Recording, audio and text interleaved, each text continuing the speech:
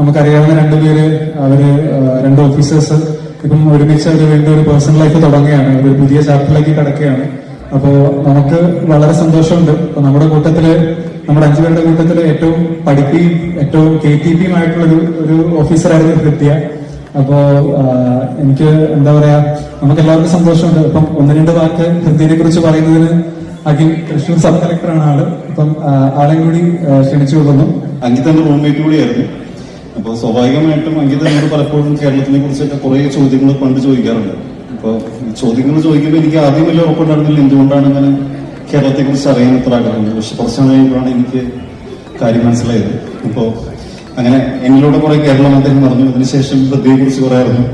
അപ്പോൾ വളരെ സന്തോഷം രണ്ടുപേരും ഒന്നിച്ചത്. അതുകൊണ്ട് തന്നെ എല്ലാവിധ ആശംസകളും.